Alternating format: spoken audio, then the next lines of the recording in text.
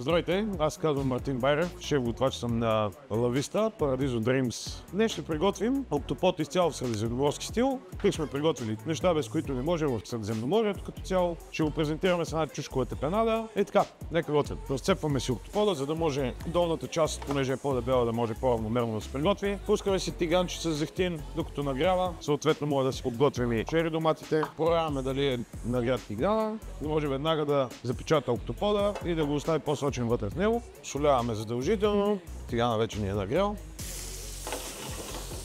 Като съответно търсим и този карамелен загар по самия октопод. В самия тиган добавяме малко прясна тиквичка. Идеята за тиквичката е да даде текстура в самата чиния. Добавяме малко каперси.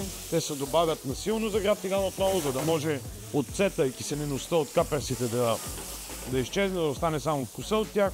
Добавяме и съвсем малко накъсана аншоа, чесънчето, героя на мача в последните минути и вече за финал добавяме и чери доматките, за да може да деглазираме тигана и всички вкусове останали по него, да образуват нещо като сосче, малко бяло вино и сме готови. Следва да плейтнем. Така, минаваме към презентация на самата чиния. Ето тиквичката, прекрасен цвят, попила се от ароматите на октопода, на чери домата, на аншоата и накрая вече ще добавим чери доматите с аншоата и каперсите. Разбира се, зехтинчето си го добавяме, в което е готвен октопода. Аз лично добавям и малко чушкова тепенада, което дава малко по-различна текстура.